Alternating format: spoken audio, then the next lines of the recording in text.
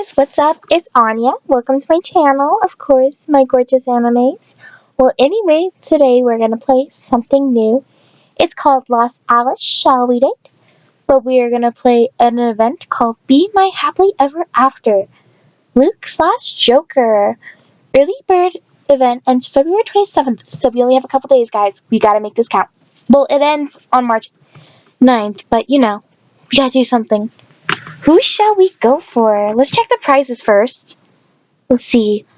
Ooh, I like Joker's, but I also like Luke's. Let's see.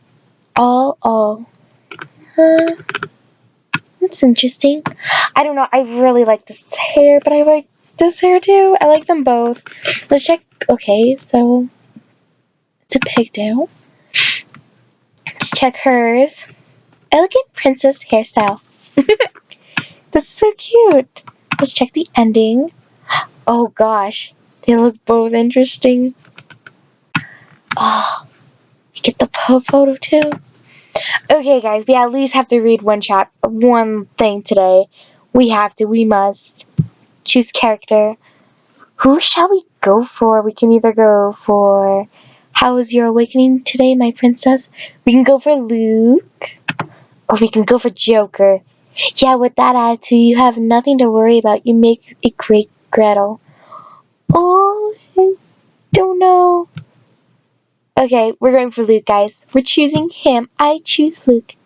Yes, we're choosing Luke. Okay, here we go.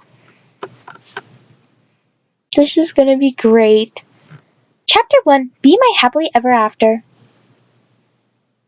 Oh, we're so cute! Look at us! We're just so adorable. This place is amazing.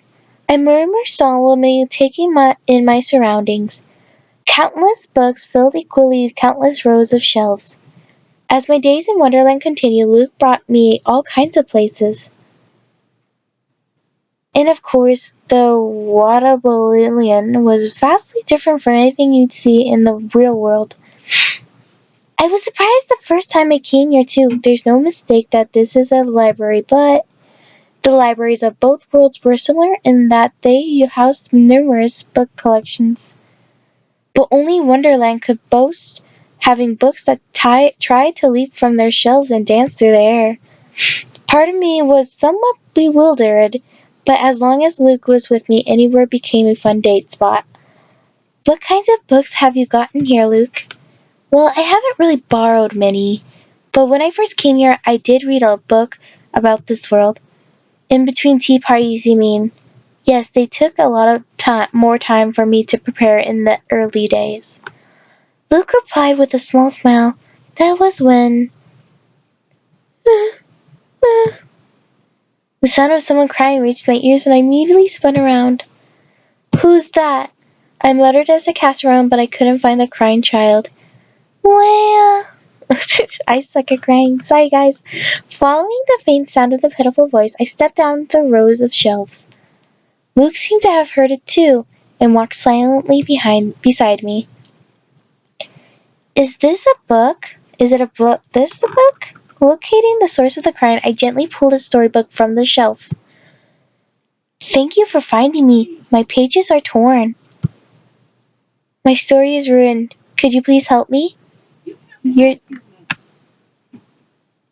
Its frail voice tugged at my heartstrings, and I answered right away. Actually, maybe I should have listened to the whole story and given it some more thought before I agreed, but I just couldn't let it be, especially not when it was crying so miserably. Okay, we're gonna keep reading. Oh, there's only 4. So what exactly should we do to help? From what you did, it doesn't sound as easy as just sticking your torn pages back together. Luke voiced his question from beside me as he peered down at the book's cover. The cover was adorned with the title Sleeping Beauty and a picture of a prince and a princess. There's only one way to fix my story.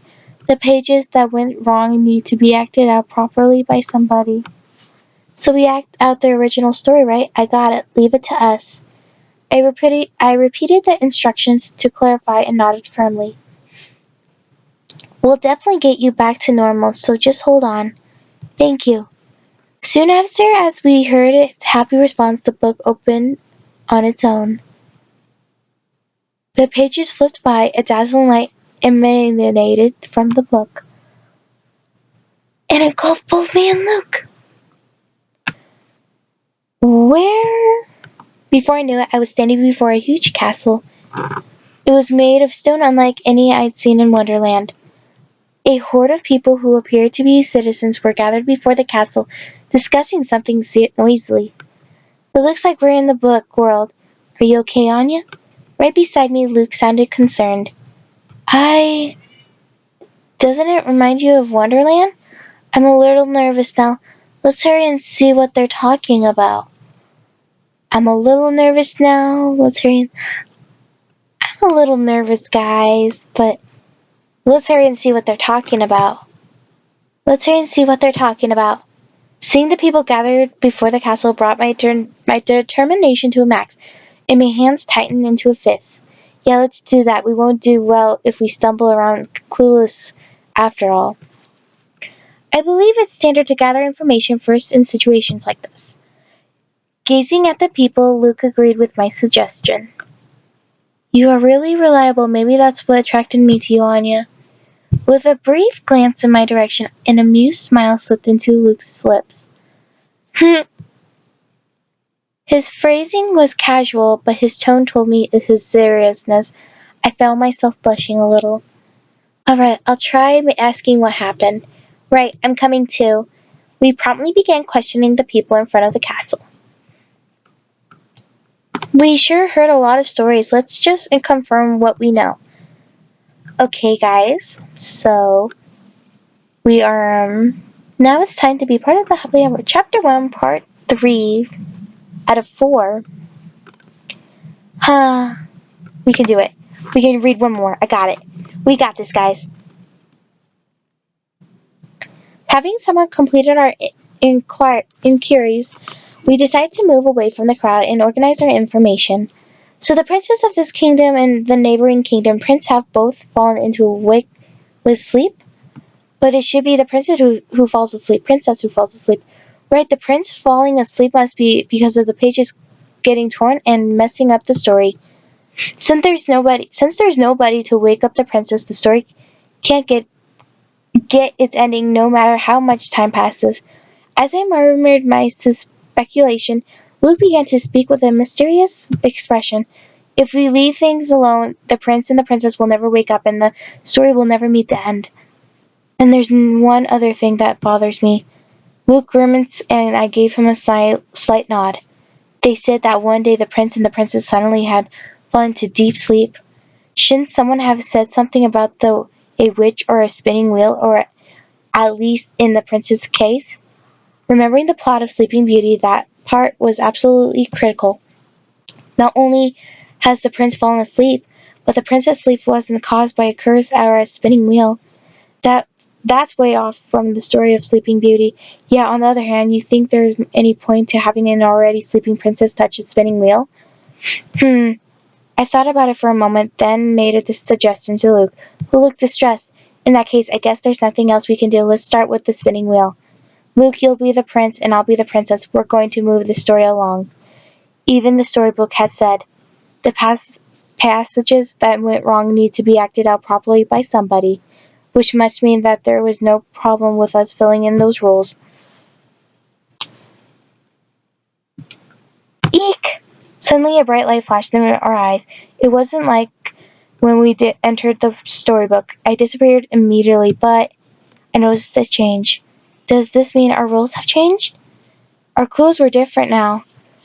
They were ornate, highly qualified clothes fit for a prince and a princess.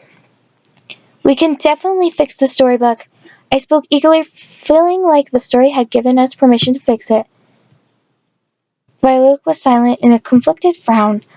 Okay, guys, we have a checkpoint now. I'll see you all next time. I'm going to clear this checkpoint. Bye bye.